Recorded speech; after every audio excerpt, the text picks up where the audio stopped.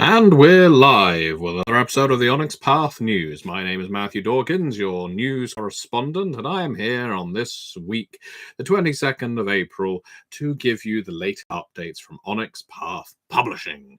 And I see that there are already members of the audience filing in slowly, wanting to hear live what those updates could be. For instance, I see here perennial favourite Christopher O'Neill, not to be mistaken for perineum favourite Christopher O'Beal. He has not made it, thankfully. Christopher O'Neill has already pointed out that that guy seems picky for how messed up his grill is. I'm guessing this is in reference to the individual on the front cover of They Came from Camp Murder Lake. That's right, I already have a hard copy. I was one of those fortunate buggers who decided to get in on the day of release and, well, pick up print on demand as soon as it was available, and it has already arrived within a week of its availability because I live in the UK and thankfully delivery seems to be pretty quick if you live here. Though then again, saying that, I know some of the European customers, as in mainland Europe, I consider myself European, have also been receiving theirs, and I'm hearing very good feedback, so that is wonderful.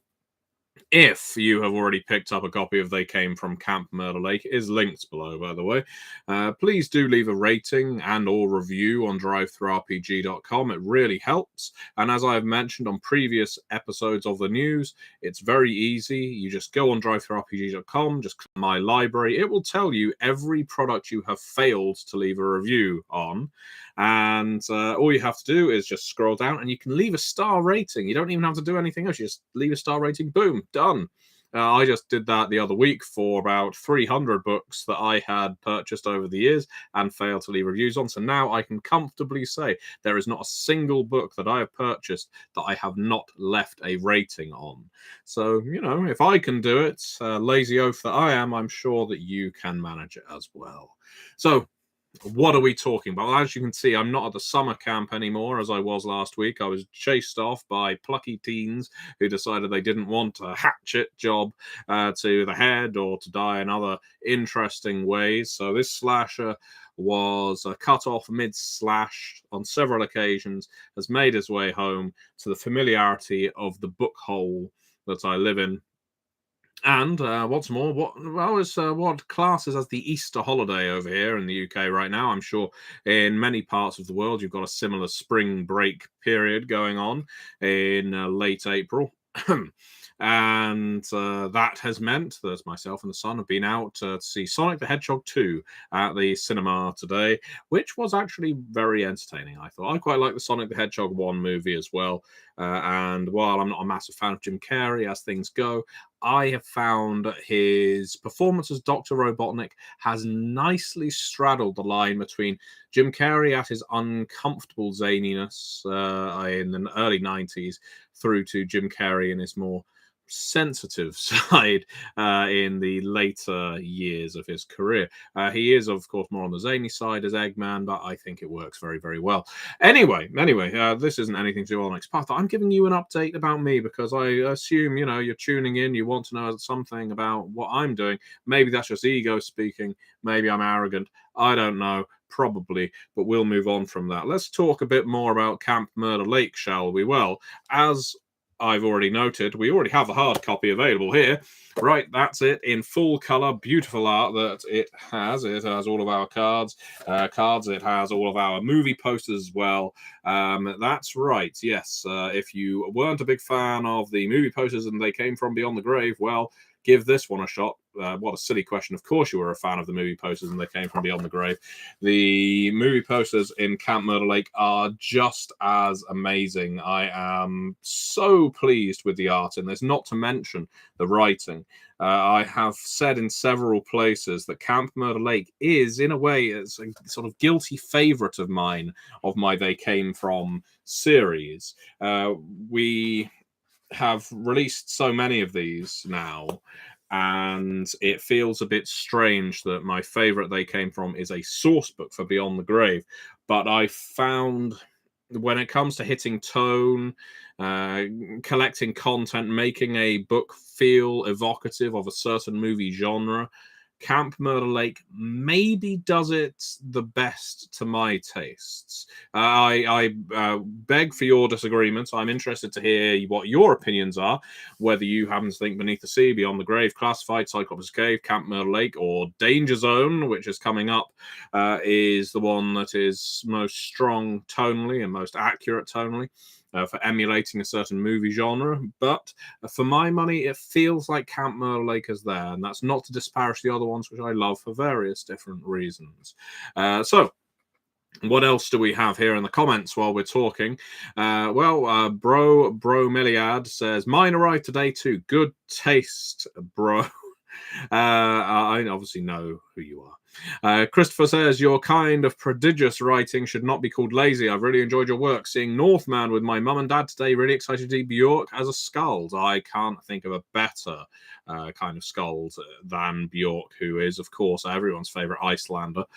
Preston Bobo. Oh, and thank you very much, Christopher, for saying that. I don't actually consider myself lazy. I tend to work probably more hours than I should in this field of mine and ours. And, you know, partly that's because it's so rewarding. Partly it's because I have a very something of an unhealthy addiction to work. I find it very difficult to relax. I find work is more relaxing sometimes than relaxing, and so I tend to do a lot of it. If it's not for Onyx Path, it's for other companies. Doing a lot of work for Flyos Games right now.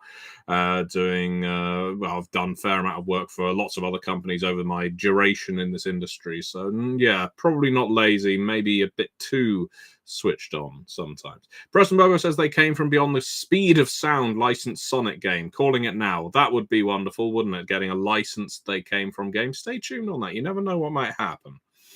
I don't want to build your hopes up. I can't imagine it would be Sonic the Hedgehog, but you never know where we may be able to go with a They Came Froms in future. Travis Legg cannot wait for his print copy of They Came From Camp Murder Lake to get to him.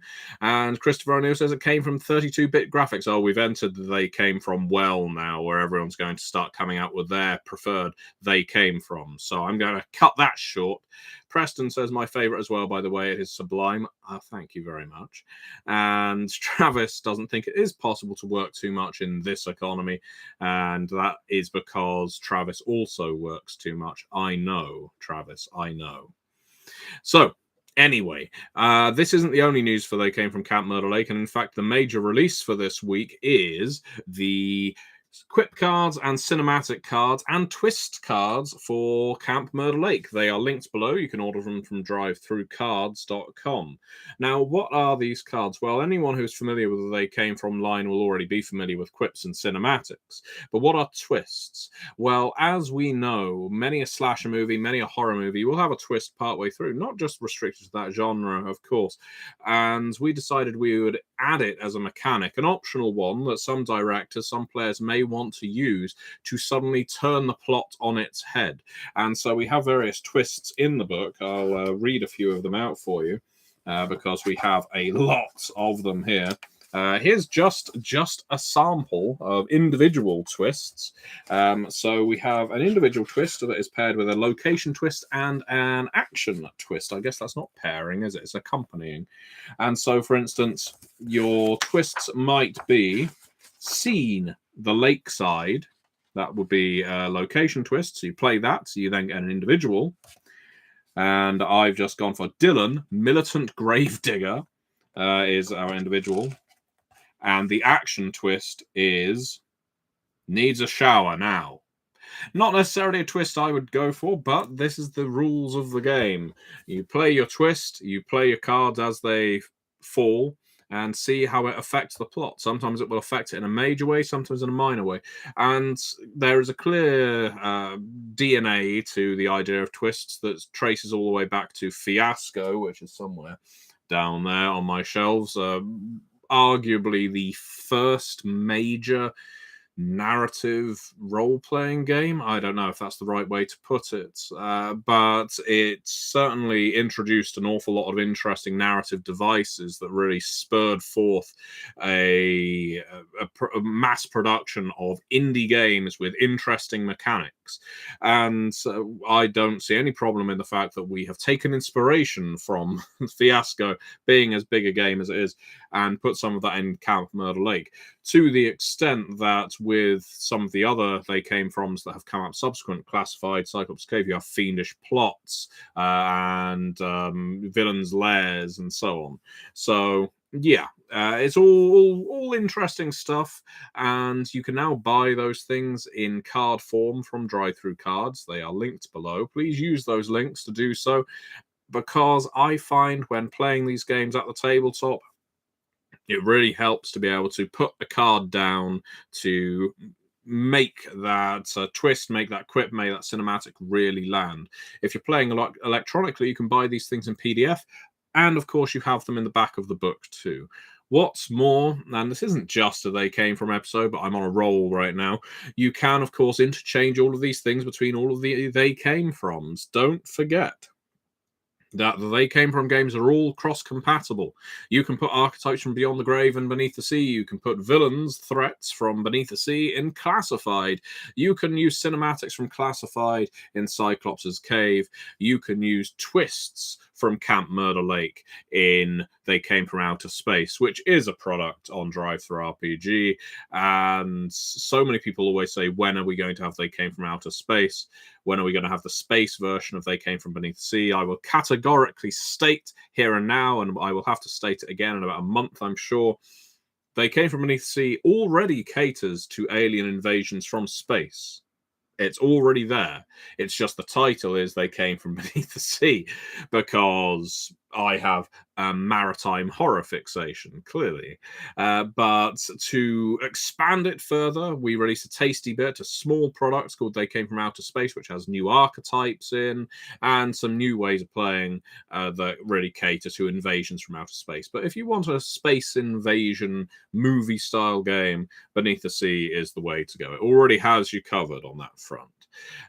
Yeah. So They Came From going great guns, as mentioned. They Came From the Danger Zone is now in first drafts. This was the source book that we helped fund with our Kickstarter for Cyclops' Cave Unclassified. We are making it a decent-sized book, around the same size as Camp Murder Lake, I think. And so it will be there to cater for all of your 1980s action movie needs. So if you're a fan of Schwarzenegger, Van Damme, Lundgren, or Stallone, or indeed any of these such actors and their kind of milieu. Not only are we going for the big budget blockbuster action movies, we're also going for the grungier street level Last Dragon, revenge films, martial arts films. These are all going to be rolled up into it, because the 1980s was a fantastic decade for that kind of thing. And I think there's something to be said for The Last Dragon. I mentioned it a couple of times in the outline for this book, where the protagonist is he's a New York martial artist by the name of Bruce Leroy. And I will leave it at that, but it's worth checking out. If you have a low taste barrier. Anyway, what else do we have here in the comments? Will we get a manuscript copy of that? Danger Zone, so I don't have to look it up. I would buy it either way, just curious. Probably not. We don't generally provide manuscripts for stretch goals, but I've been considering, with some of the projects I've been working on, going back to the open development style, occasionally posting up a blog of a chapter and getting feedback early on. We'll see. Some developers have sort of fallen out of love with that idea because, quite frankly, you can get excoriated by fans at an early stage. It can be quite demoralizing. But not only that, there is the argument that there is value lost by basically putting your product out there for free before its release.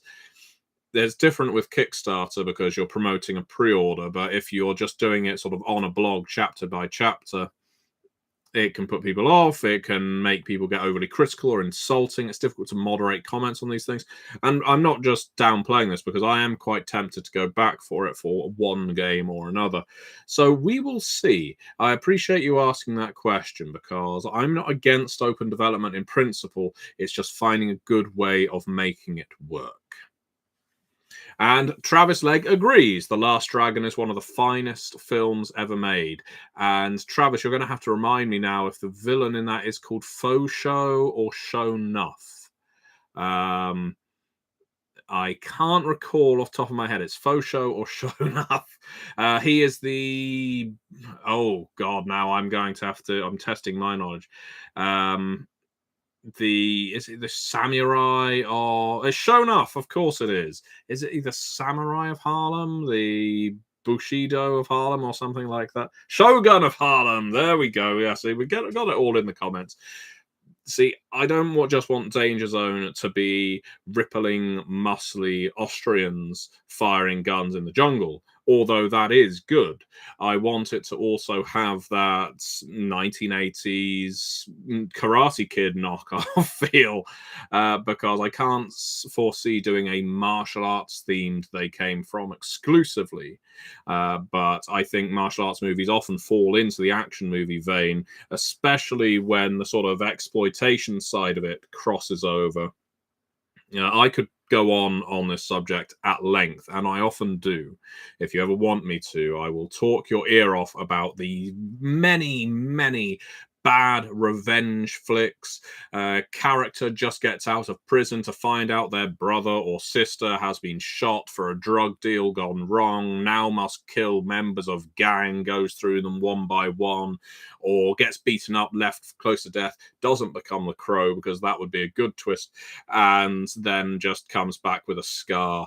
And this kind of movie happens over and over again, but it's often forgotten about when compared to the Predators, Commandos, Demolition Mans, and Broken Arrows and such, where action movies are actually given a little more, well, not substance, weight. Anyway, the story of Ricky-O. Yes, now we're going to be getting into the vein. If we were looking at the story of Ricky-O, we'd be looking at the vein of all the very many Bruce Lee knockoffs, of which there were many. In the late 70s and through to late 80s, where you had Bruce Lee, which was spelled L-I, you had Lee Bruce, there was a Bryce Lee, there was a Bruce Lee knockoff movie where there were 3 Bruce Lee imitators in. It was a popular trend at the time. It was the style of the time. But yeah, I want Danger Zone to emulate all of that, not just, of course, all the action movies, including Top Gun, of course, where Danger Zone is most well known. Anyway. So, where are we going with this? They Came From Camp Murder Lake is on sale down below, PDF, print on demand. Its cards are also on sale down below for quick cinematics and twists. Plus, over the last month, we have released very many things. We always release a new thing every single week, as you well know by this point.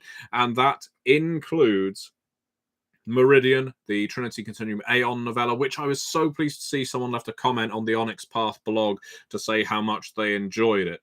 That is really heartening, because I think it's our fiction, sad as I am to say it, may be the least read of our books. And I don't think that's a reflection of their quality. It's because we are seen as a role-playing game company first and foremost, so people don't tend to come to Onyx Path for fiction. But that means when someone buys one of our anthologies, or buys one of our novels, or buys one of our novellas and really enjoys it and leaves a review or tells us they enjoyed it, that means so much, not just to us as a company, but to the author as well, because those authors, they don't always get acclaimed for fiction. It's an interesting thing. As role-playing game authors, we tend to get sort of filed into categories of setting writers or system writers. There's obviously some crossover there, but some people are very comfortable in their niches.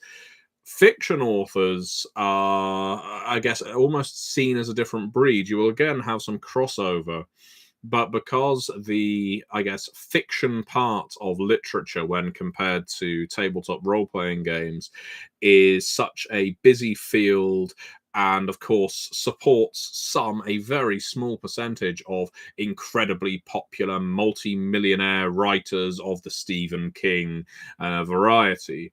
You often, I think, judge yourself as an author against those real top tier writers when you're writing fiction, and you're thinking, well, I'm just a role playing game writer who happens to be doing fiction. But it's not true.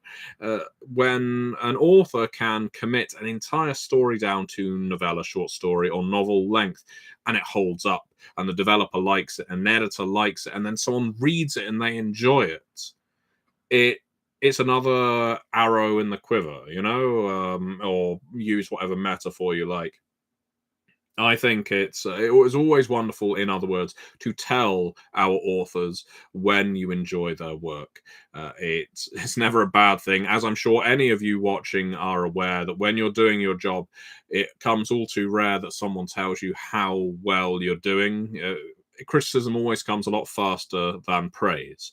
And so, if you have praise for someone, if there is a book you really enjoyed, whether it's a novel, whether it's a role playing game, you can leave a rating, you can leave a review, or you can leave a comment, or you can reach out by email. Most of us have websites. Tell people that you're enjoying their work. It will make someone's day. I promise you that. Anyway, we have more. We have more here. Christopher O'Neill says, I really enjoyed Rob Zombie's rebranding an empathetic remake of Halloween with Maleficent, Joker, and Cruella. Which absurd slasher flick would you like to see get a redemption filming? So, Christopher, not knocking your choice here. I don't think too highly of Rob Zombie's Halloween reboot, but I do like the appearance of Malcolm McDowell, inexplicable as it was in the second one of those reboots. I tend to enjoy Malcolm McDowell in most things. What slasher movie would I like to see get a redemption? So yeah, you'd have to. It's difficult. A sympathetic portrayal of a serial killer, an unstoppable monster, the face, the mask, the whatever. I guess Friday the 13th is the obvious one.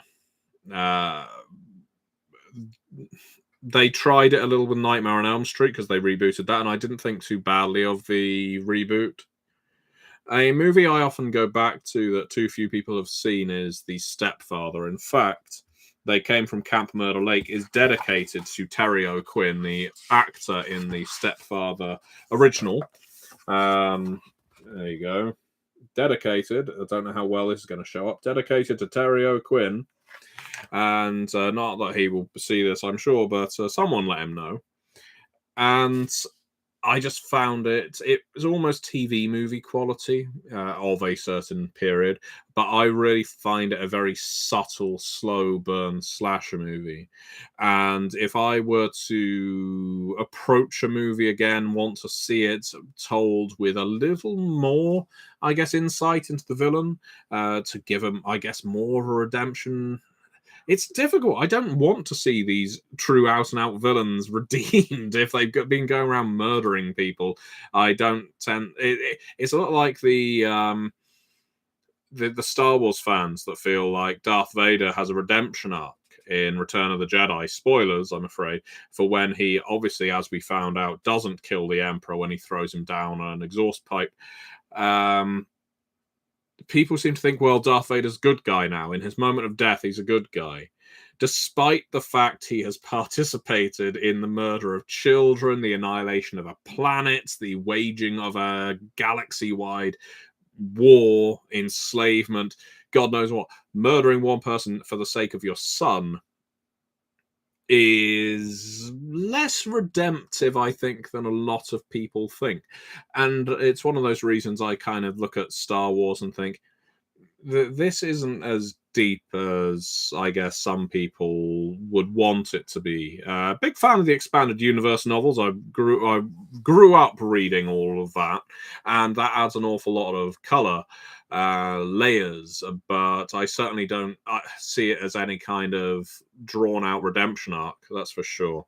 And so the same comes with Jason Voorhees. Let's say Jason Voorhees decides to save the life of someone who's about to be killed by Freddy Krueger in Jason versus Freddy or Freddy versus Jason 2.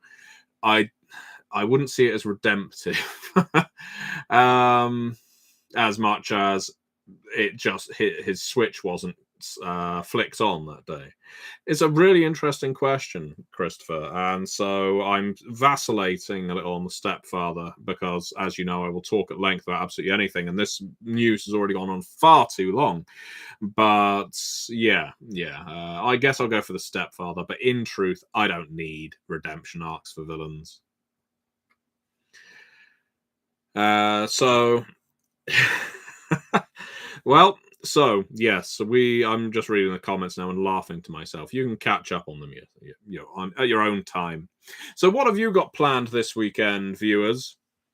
What are you looking forward to? Well, I've got two games I'll be running. I'll be running V20 Dark Ages, which is just up there. I'll also be running The One Ring, which isn't an Onyx Path game, but I will be running it nonetheless for one of my Patreon groups, so that's going to be fun. Currently fighting Hillfolk in a nameless village, so that's always a good laugh. And so I see we have a question here. Pavel Novicki says, do you know when we can expect more details about Onyx Path Online Convention 2022? And are you planning on running any games during it? I will be running at least one they came from during Onyx Path Online, our Onyx Path convention. You can actually find a link on the onyxpath.com on our Monday meeting blog to register games, and I don't know if you can sign up to play in games yet, maybe, but I would love it if people who are watching this right now sign up to run at least one. There will be panels for things like the What's Up with Onyx Path, there'll be a They Came From panel, there'll be an Exalted panel, there will be, the usual array of panels with interesting talking heads, people who work on these games, and all of our various thoughts regarding them, and including updates and announcements for new games that you will not have heard of yet, so look forward to them. That's going to be a lot of fun at Onyx PathCon. And yes, I will be running at least one They Came From. I don't know if I'll be playing. It really depends on time. Because I'll be in quite a few panels, it's difficult to work in 3 to 4 hour games between all of those things. But I know other people will be running lots of games. Travis says, finishing post-production on the Camp Myrtle Lake Story Path Showcase. Yes. Well, I look forward to that, Travis, because the Story Path Showcase is a series of videos, well, a series of actual plays that Travis, our media champion, has been. I love that term, media champion. It's something companies use when they want someone to do something but won't actually pay them anything for it. You're a champion of media. You're not actually a media person, our team leader, our manager, or anything like that. You're a champion. That's not true. Travis receives a little bit of pocket money for his hard work, but he has been running our Story Path Showcase, and what that has entailed is different actual plays for every single Story Path game, from Dystopia Rising, Trinity Continuum Aberrant, They Came From Beneath the Sea, Beyond the Grave, etc., etc., and he's now doing They Came From Camp Murder Lake, so look forward to that. And yeah, I think that should probably be winding me up, because that is nearly 30 minutes of news to make up for the 3 minutes of news last week. I do hope you get to play some They Came From games, or just Onyx Path games in general, over the weekend, over the coming weeks. If you aren't playing, consider running. These games are very easy to run, and the Onyx Path Discord, which is linked below, will be the place to go to do it. And if you are someone who wants to experiment with virtual tabletops, well, Scion Second Edition is now available on virtual tabletop via Roll20. Have a look below. You can buy the book via Roll20, which means all the assets are usable on Roll20, and the game is set up right there for you to play, run with all of the features and fixtures that you need to do so. So yeah, with all that said, I'm probably going to sign off for the day and do something somewhat relaxing for the rest of my evening, and I will see you again next week. No, before I go, one last thing. This is, as we know, the Onyx Path Publishing 10th anniversary. We have been running for 10 years now, releasing games, writing games, developing games, editing games, illustrating games, doing all of that. We've been doing a lot. And for the 10th anniversary, we have been doing a sale every single month. Every single month there is a different game with 90% off its price. And this month is a big one. This month has been Exalted 3rd Edition month. Exalted is a very popular game that we happen to license from Paradox, and it does very well. It's very popular. There's lots of people playing it. So now, if you are interested in Exalted, if you don't already own Exalted, April is Exalted month. April is the month where you will get 90% off different Exalted products as the month goes on, but it's not the same products all month. You have to check in each week because we're difficult like that, but also because we want you checking these things. And because if we put everything on sale at the very beginning of the month, you just switch off for the rest of it. So right now, the link to the sale is below. Do check it out. You can get a whole load of games for 90% off. That is 10% of their regular price because it's our 10th anniversary. Take advantage of it while the price of these books is stupidly low. Yes, we are cutting off our nose to spite our face. We are selling you the shirt off our own back. We are doing all of these things because it's our 10th anniversary and we want to celebrate and we want people to pick up our games and we want them to play them and read them and run them, because the best way you can support us is ultimately by running and playing our games. Thank you very much for watching. Do check out the link below, all of them, and have a very good weekend.